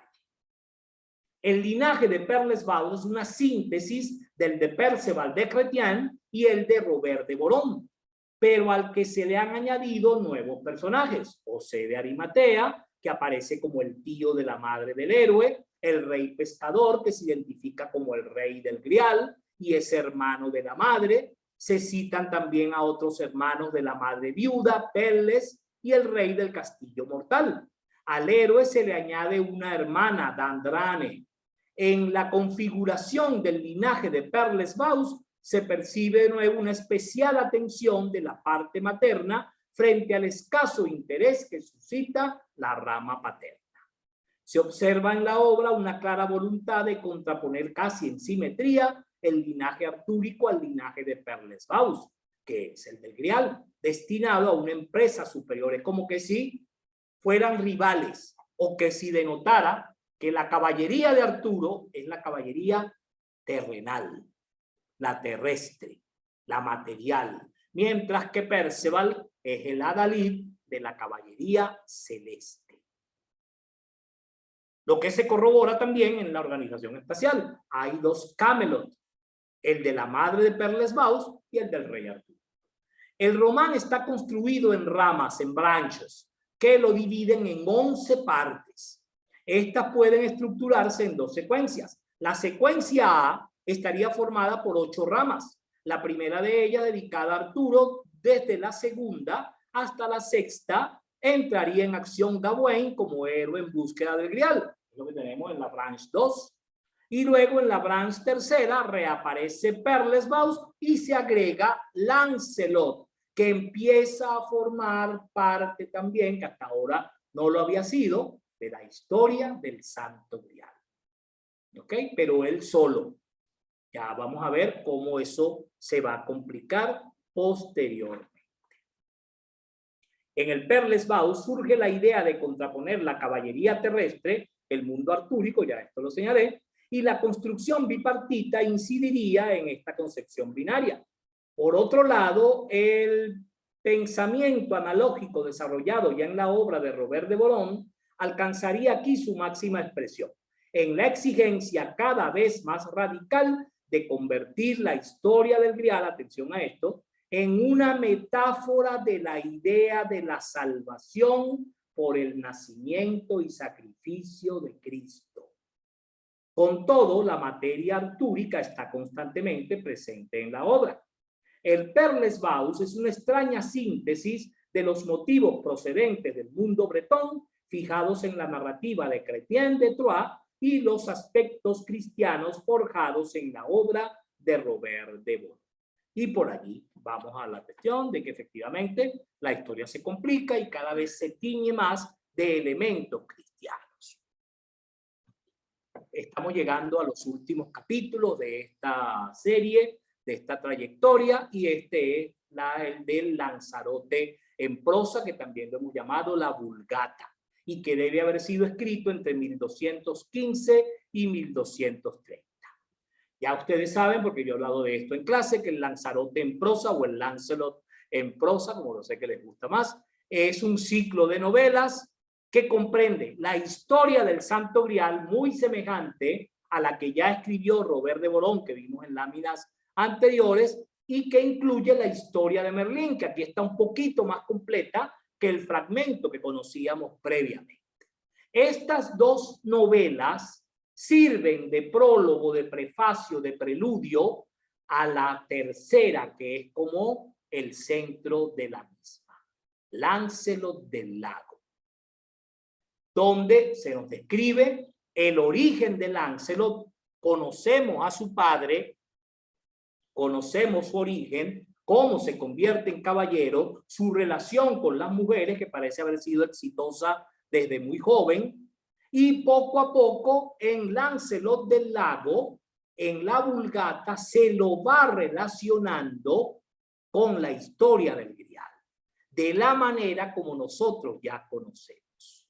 El problema de Lancelot con Arturo y con Ginebra, que ya estaba en Chrétien de Troyes, en el Caballero de la Carreta, aquí reaparece, pero con el agregado de que ese adulterio, ese pecado que comete Lancelot, que hasta ese momento era el caballero perfecto, denigra el mundo artúrico, lo hace tambalear, lo contamina y lo pone en el borde de la perdición. Para lo cual, para salvarlo, para evitar ese derrumbe de la gran utopía que era Camelot del mundo artúrico, es necesario emprender una búsqueda de algo más grande que la caballería de Arturo misma, algo más grande que la mesa redonda, algo más grande que el mismo Arturo, que el mismo Lancelot, Gawain, Keu, cualquiera, Perceval mismo, que aparezca allí. Tan grande tiene que ser, lo supera tanto a estos caballeros que el que va a encontrar el grial en esta continuación del grial no es ni siquiera Perceval. Lancelot queda descartado casi de inmediato, por pecador, por estar enamorado de la reina Ginebra, por su pasión, pero Perceval, que hasta este momento era el protagonista absoluto de las historias del grial, pierde su rango en favor de Galahad, el verdadero caballero perfecto, la metáfora perfecta de Cristo, el caballero virgen, puro, blanco, inmaculado, que es por fin quien logra conseguir el grial. Vence las aventuras del asiento peligroso, vence las aventuras simbólicas, supera, auxilia, pero los deja atrás a Lancelot y a Perceval, y es él quien se erige con el encuentro del grial. Esto ocurre en la demanda del Santo Grial, que sintetiza el tema del grial y el de los amores de Ginebra y Lancelot, el perdón y la redención. La ilustración que tenemos allí, que es de uno de los prerrafaelistas que recrearon pictóricamente el mito artúrico, nos representa a Lancelot derrotado a las puertas de la capilla de uno de los templos donde se resguarda el grial o se dan pistas para encontrarlo. Pero Lancelot, por su pecado, no puede ni siquiera entrar a estas marcas o señales que indican la ruta del grial. ¿Lo ven? En la demanda del Santo Grial, el viaje de Lancelot, que es importante, se convierte en su viaje de penitencia. Y sin embargo, él no es el caballero llamado a encontrar el grial.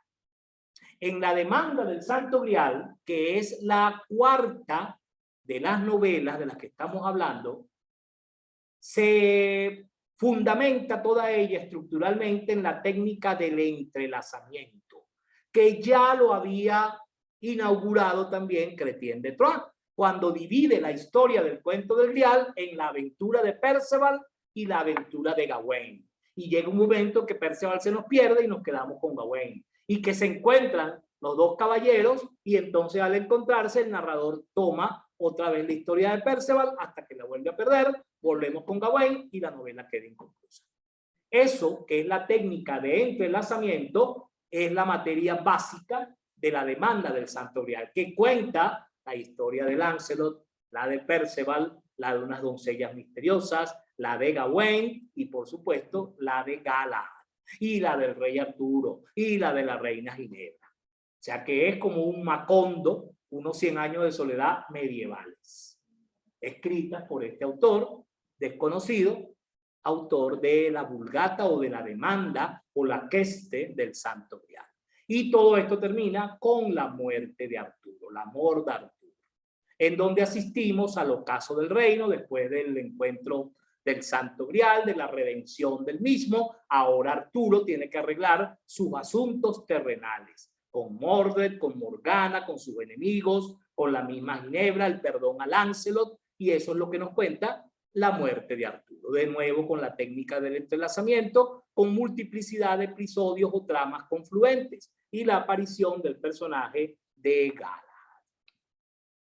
Hemos terminado con esto, las láminas que nos indican la trayectoria. Bueno, falta este detalle que solamente vamos a pasarlo por encima, que hay un antecedente celta. Este lo registra Andrew Sinclair en el descubrimiento del Santo Grial. Perceval pudo haber sido inspirado, aunque parece que están muy cercanos en el tiempo, en un héroe celta que tiene un poema que se ha descubierto más recientemente llamado el Peredur. En el Peredur, que forma parte de una colección de relatos conocida como el Mabinogion, posiblemente sea un relato anterior al cuento del Grial de Chrétien, pero contiene los elementos icónicos propios del Grial o que nosotros atribuimos al Grial: la lanza, la bandeja, o sea, el Grial, solo que en el Peredur la lanza se parece más al episodio de San Juan el Bautista en uno de los evangelios, Salomé, Herodes y Herodías. ¿Saben el episodio, verdad? la hija de Herodías y Herodes, no es de Herodes, es de Herodías, que se ha casado ahora medio adultéricamente con el rey Herodes. Salomé, una muchacha virgen, pero un poco safrisca, ella, y le da por enamorarse de Juan el Bautista. Pero Juan el Bautista es nada más y nada menos que el heraldo, el antecedente de Jesús. Es algo así como el Perceval del Galaad de esta historia. Perceval es como el anunciador, él empieza a ser virgen, pero no es el Mesías. Y San Juan el Bautista, que bautiza a Jesús, es atrapado por los romanos, por Herodes, por predicar en contra de ellos. Salomé se enamora de él, quiere que la bese. Juan se niega, le dice que está loca, que jamás la va a besar, que ella es una pecadora y esto y lo otro. Ella se indigna y le baila la danza de los 7 velos a Herodes. Y cuando Herodes le dice, qué maravilla, pídeme lo que quieras con esa danza tan hermosa, claro, ella se queda en pelota después que termina de danzar. Y entonces ella le dice, yo quiero la cabeza de Juan el Bautista. Herodes dice que no, que le pida cualquier cosa menos eso, porque él de alguna manera tenía afecto por Juan, pero Salomé insiste, se queda en sus 13, y entonces le sirven en un grial, en una bandeja, la cabeza de Juan el Bautista. Y algo similar para cumplir una venganza hace Peredur en esta historia. Por eso es que, por el nombre, por la resonancia, puede relacionarse con Perceval, pero fíjense que la historia va como por un camino muy distinto de la de redención, de la búsqueda para el rey pescador, de qué es el grial y todo eso. Pero es bueno que tengamos esa parte, esa historia. Y luego tenemos al Parzival de 1200, escrito, y esta es después de Chrétien de Troyes, la única, y después de Robert de Boron, que conocemos su autor real, Wolfram von Eschenbach. Con él, la leyenda adquiere su definitivo tono cristiano. En este libro, en esta novela del año 1200, del siglo XIII, es en el que se inspira Richard Wagner para su ópera Parsifal, que nos relata básicamente todo esto que hemos estado contando. Von Eschenbach sigue el guión de la historia de Chrétien de Troyes, amplía considerablemente el relato, reinterpreta pasajes decisivos y hace 2 cosas cruciales. La primera, cambia el grial y lo transforma en una piedra. Y para justificarlo, dice que es que Chrétien de Troyes se equivocó, que él tradujo mal en los manuscritos originales, en las fuentes, tradujo mal lo de grial, o tradujo por copa, por plato, por bandeja, cuando que en realidad lo que era una piedra. Y explica el origen oriental proveniente de las tierras santas de por qué el grial no es una copa, sino una piedra. El lápiz exili lo llama. Y por ahí continúa. Y marca entonces la orientalidad del mito, y en la genealogía de Parzival se encuentran entonces el pecador, el rey pecador, los templeses, los caballeros templarios que custodian al rey pecador. Antes lo teníamos el rey pescador, el rey tullido. Von Eschenbach hace que la herida, lo que mantiene inválido a este rey, es un pecado de incontinencia, por supuesto que de incontinencia sexual, y que por ello ha quedado tullido, penitente, y hasta que no pueda oficiar, beber del santo grial, no se va a poder curar. Pero él por sí solo, por su enfermedad, no puede alcanzar el grial. Necesita de alguien que se lo obtenga. Y eso es lo que va a hacer el personaje de Parzival. Y es entonces el que mete la historia otra vez, la recuerda del Viernes Santo y da el cimiento completo a la idea de la caballería celeste. Eso es lo que tenemos. Y ya estamos terminando. Vamos entonces a concluir con la parte que yo quería que fuera audiovisual, pero va a ser solamente visual porque no tenemos, desgraciadamente, más tiempo. Vamos a ver el desarrollo del mito del grial en nuestra historia moderna. Esto es lo que la literatura sobre todo la literatura medieval, ha hecho con el mito y con el imaginario del Grial. Hasta aquí, hasta la novela Parzival de Wolfgang von Eschenbach del siglo XIII. Ahora veamos la evolución que ha tenido en la historia, incluso en la historia real, cómo el Grial ha pasado del mundo fantástico, del mundo literario, imaginario, al mundo real. Esta es la abadía de Glastonbury, donde se supone que están las reliquias artúricas y cerca de donde debe de haber existido, según estos historiadores o estos más bien cultores, monjes que empezaron a cultivar el culto artúrico, valga la redundancia, en Glastonbury. Ahí debía estar, según ellos, Camelot.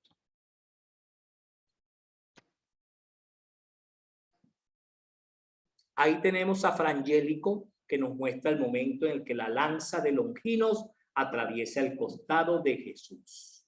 Frangélico es entre la Edad Media y el Renacimiento. Y lo que tenemos al lado es simplemente una recreación moderna del momento en el que uno de los reyes, o el mismo Parsifal, en su gloria, obtiene el Grial. Bornemann, y esta puede ser Kundry, la mujer que se atraviesa como en el camino y que al mismo tiempo es propiciadora, aliada y oponente de los buscadores del Grial. Ella es como la tentación. Si la superan, se acercan al Grial. Si no, no tienen oportunidad. Y casi todos sucumben con ella. Eso es lo que ocurre en la historia. Más recreaciones. Aquí tenemos a Perceval atravesando los castillos, buscando el castillo del rey pescador. Y fíjense en esta tan interesante, que es muy antigua por la forma que podemos ver. Y vemos un caballero que va como flotando entre un precipicio, entre dos cornisas de un precipicio, mientras que los demás van cayendo derrotados, derrumbados, porque no son dignos, mientras que el otro ya parece tener en sus manos el propio Grial, que ahí evidentemente parece una copa. ¿Okay? Lo que tenemos al final es una recreación más romántica, más cercana quizá al tiempo de Wagner y su ópera Parsifal, o una recreación romántica anterior a los prerrafaelistas del imaginario artúrico.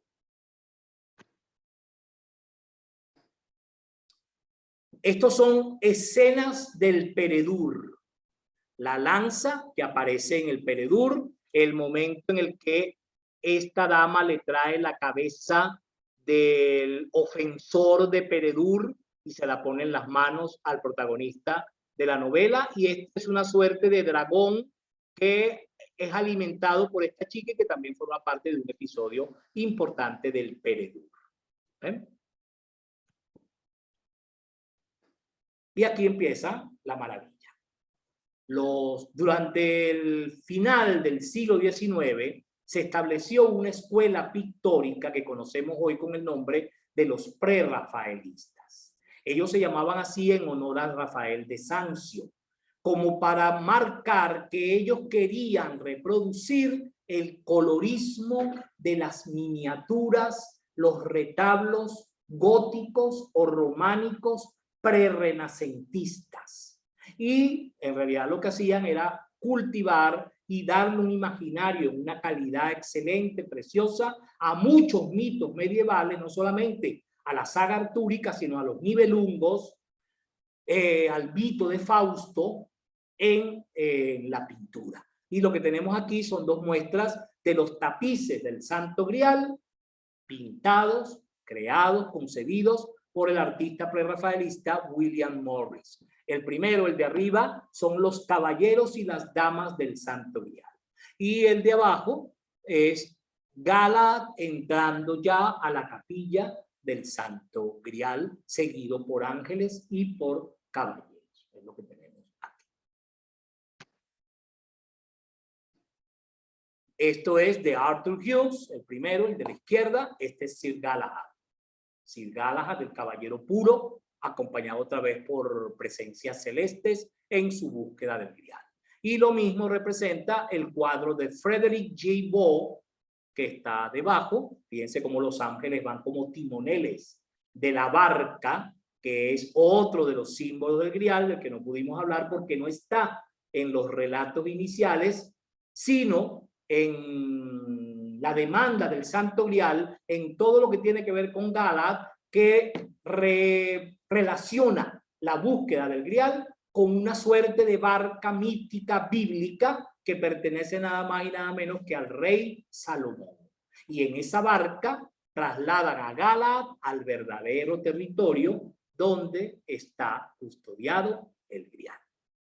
Y eso es lo que se ve en este grabado, esta pintura de Frederick J. Ball. Ahí tenemos el Lancelot de Edward Burne-Jones que vimos primero en una de las láminas explicativas. ¿Se acuerdan? Ese es Lancelot derrotado que por sus pecados no puede entrar a la capilla del Santo Grial. Y al lado tenemos un hermosísimo afiche de la ópera de Wagner de Parsifal, efectivamente.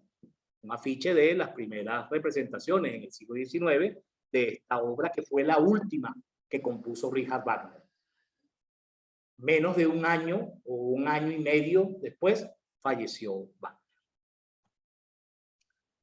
Aquí tenemos escenas del Parsifal de Wagner, la escena donde el rey intenta oficiar con el Santo Grial, el rey pescador. El segundo acto donde Parsifal es asediado por las muchachas Flor en su búsqueda del Santo Grial, y cuando ya lo obtiene, Parsifal llega, se convierte como un sacerdote, oficia la misa, le permite beber al rey pescador, que se cura de inmediato, pero muere ya redimido, y queda Parsifal convertido en el nuevo rey del Grial. Así termina la ópera wagneriana. Aquí tenemos, echamos un poquito para atrás, esto es una reproducción más medieval. Fíjense que es como una miniatura bastante rústica, y aquí tenemos a Parsifal tratando de curar de la herida de la lanza al rey tullido, al rey pescador. Y esto que tenemos aquí es otra recreación de la escena final del Parsifal de Wagner, la comunión, Parsifal ya oficiando con el Grial esta comunión, esta santa comunión. Y la bajada, ven la paloma, del Espíritu Santo, porque así lo escribe Wagner en el libreto, que el Espíritu Santo desciende en forma de paloma al momento en el que Parsifal oficia con el Santo. Ya estamos terminando, y estas pinturas que son una maravilla. El pintor norteamericano Edwin Austin Abbey pinta, son como 14 pinturas que adornan la biblioteca de Boston, con una serie que se titula justamente La búsqueda del Santo Grial. Aquí tenemos algunas. La primera es el rey Amfortas muriendo y el ángel custodiando su alma. Galahad va entonces en búsqueda del Santo Grial y pasa de la tierra hacia esa búsqueda celeste en esta pintura. Aquí está Galahad en la barca del rey Salomón, siempre custodiada, timonada por ángeles, y este que es uno de los grabados más hermosos, no solo de Austin Abbey, sino de toda la historia de la pintura. Este es el momento en el que Galahad encuentra el Santo Grial. Y fíjense en este detalle singular. Galahad está aquí arrodillado, mientras rodeado de las damas del Grial, que son 6, más esta figura que no tiene rostro. Fíjense que la capucha le oculta un rostro que no vemos. Y aquí debajo hay una copa, un Grial. Pero eso no es lo que está contemplando Galahad, sino lo que tiene la figura en la mano, está sobre ella, que parece otra copa, pero que no vemos del todo que lo sea. Es decir, esta pintura todavía mantiene el misterio de qué es el Grial. Porque esto que está en la tierra, cerquita de Galahad, y que tiene toda la apariencia de una copa, de un Grial, no es el Grial que está buscando ni que está contemplando en éxtasis místico Galahad. ¿Lo ven? Entonces el misterio del Grial se prolonga. Y así se ha prolongado hasta nuestros días en la cultura popular. Y ya con esto vamos terminando. Tenemos la novela de John Steinbeck, Los Hechos del Rey Arturo y sus nobles caballeros, escrita nada más y nada menos que en 1962 por el Premio Nobel de Literatura John Steinbeck. Y ahí se vuelven a contar todas estas historias. Tenemos nuestra conocida llamada película Excalibur de 1981 de John Boorman, que relata todo esto.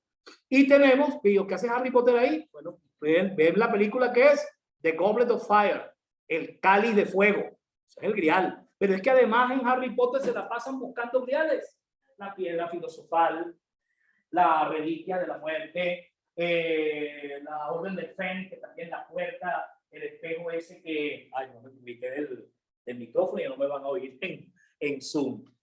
El cáliz de fuego con el que muere el pobre Cedric, ¿no? Que se llama. Bueno, toda esta está llena de griales Harry Potter. De hecho, al final, el último grial, la última de las reliquias, que le permite a Harry volver a la vida, resucitar, porque Harry muere, y esa resurrección es la que le permite vencer a Voldemort, que esperaba con el grial, que supuestamente es el portador de la vida eterna, volver a nacer y volver a tener su poder en apogeo. Pero no es así, porque el Perceval o el Galahad, que es Harry Potter, lo vence. ¿Ok? Eso es lo que tenemos ahí. Y Harry Potter tiene que ver también con esto. Aquí está el Código Da Vinci, que es la novela que nos puso de enfrente de las narices, aunque la tuvimos siempre, el misterio, la importancia, pero sobre todo la polisemia, la riqueza que en la ambigüedad, en el misterio tiene el Santo Grial. Ahí tenemos la famosa pintura de Da Vinci, ¿verdad? Donde, como efectivamente nos hacen notar en la película, en toda la mesa, en todo el reguero que hay en la mesa, no hay una sola copa. Sí parece que hay como platos. Y si el grial es un plato, ahí está ahí, pero si es una copa, no está. Ah, pero Ian McKellen, el enemigo, la némesis de Robert Landon, le dice, claro que hay una copa, ahí está, entre Juan y Cristo, que él dice que no es Juan, sino María Magdalena. Y que ahí está el vaso, el símbolo femenino, el símbolo de la vagina o del vientre femenino, al que aludimos desde el comienzo. Toda esa sugerente interpretación, por supuesto con abusos. Él se salta lo de la etimología del grial y él llega a decir que grial significa sangre real, que no es santo grial, sino sangre real. Si damos por buena la etimología que vimos al comienzo de la clase, no podemos admitir esa interpretación muy ingeniosa de Dan Brown, pero que no está sostenida por la etimología. Y más modernamente tenemos en clave paródica la búsqueda del Santo Grial por los Monty Python, que son un grupo cómico satírico de la Inglaterra de los años 70, 80, que además de también hacer una película llamada La vida de Brian, que es una parodia de la vida de Jesús, y otra novela llamada The Meaning of Life, el significado de la vida, también escribió o filmaron Monty Python y el Santo Grial, donde los caballeros del Rey Arturo no tienen ni caballo, pero andan haciendo el paripé de que cabalgan, y todo es en clave cómica.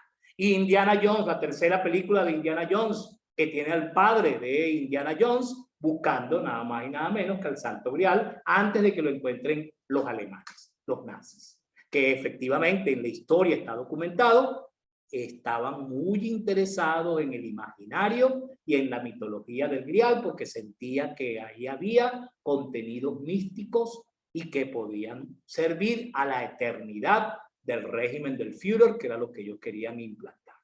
El esoterismo en el nazismo alemán está documentado. Ya casi terminamos y esto ya por final. Una novela contemporánea, fíjense, ganadora del Premio Planeta en 2017, El Fuego Invisible, que retoma un poquito las fantasías y las cuestiones basadas en elementos reales, documentales, históricos de Dan Brown para aplicarlo. Esta es como la versión española del Código Da Vinci sobre el Grial. ¿Qué es el Grial según Javier Sierra?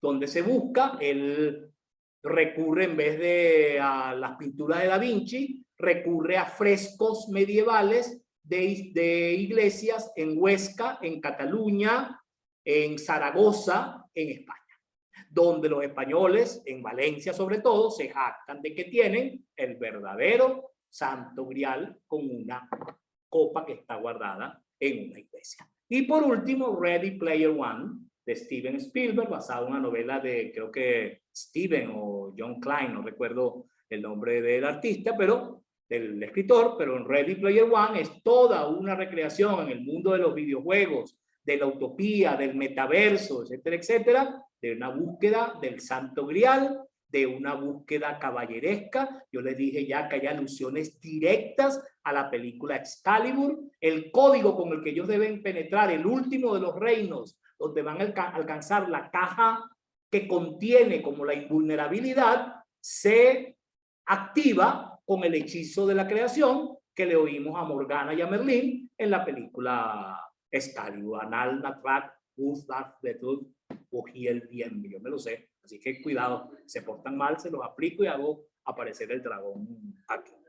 Pero hay cantidad de griales simbólicos, imaginarios. El protagonista de Ready Player One se llama en su avatar Parsifal, precisamente. Y hay cantidad de alusiones, no solo a Excalibur, sino al mito artúrico y a la saga artúrica. Y con esta llegada prácticamente anteayer, con el cuento del Grial y con la mitología del Grial, termina esta clase abierta de hoy. Muchas gracias a todos por haberla compartido. Gracias, gracias. Vamos entonces a ver si tenemos todavía gente que no se haya dormido en el chat. Dejamos de compartir. Yo pregunté cuando hubo el apagón, que hubo un bajón de luz, Fabiola, si nos seguían y no nos respondieron. Yo creo que hubo algo que dice que el chat está inhabilitado. ¿Y cómo lo habilitamos? Noris Aguirre levantó la mano, o sea que si nos están siguiendo, todavía están vivos del otro lado. El Grial no se los llevó. Okay, vamos a ver. Permitir hablar. Ajá. Creo que puede hablar allí. Ok, Noris, creo que le estamos oyendo. Si prefieres escribir, que ya vimos que tienes levantada la mano. Sí, no, profesor, de verdad quedé fascinada, extraordinaria esta clase, como todas sus clases y todos sus cursos. De verdad que yo quisiera, además soy fan de la historia del medioevo, como usted, yo se lo dije una vez, ¿no? ¿Cómo no? Sí, es verdad. Entonces, me gustó mucho y lo felicito por dar esas clases abiertas a tanta gente. Muchas gracias. Gracias. La idea de Lucavi de la Escuela de Letras. Gracias, Noris. Vienen más. Y si vienen más clases, hay que estar pendiente en nuestras redes. ¿Alguien más quiere intervenir? ¿Alguien de aquí quiere preguntar algo? ¿O lo va a dejar para el miércoles en nuestra clase final? Me van a esperar, me van a hacer una emboscada el miércoles. No me van a dejar quieto. Ya salí con la Marlié Zambrano es una exalumna de la UCAB, la que saludamos desde aquí. Ella está en este momento en Argentina. Ahí la tenemos en el chat. Al amigo Luis Jiménez, no recuerdo conocerlo, a lo mejor sí, pero no me suena el nombre. Bienvenido también. Y bueno, si no tenemos más preguntas, no tenemos más intervenciones por hoy, pues con esto cerramos esta clase abierta que para mí ha sido un placer. Lástima que no tuvimos tiempo de poner la música otra vez. El pico de luz nos desbarató un poco el timing. Muchas gracias entonces y buenas tardes. Chao. A todos. Finalizamos. Sí, ya. Voy. Ya, quité. No, sí. Es que pensé que le había dado. No, espérate, que es muy necio, déjame, porque es que De la agarra el rojo, ¿verdad?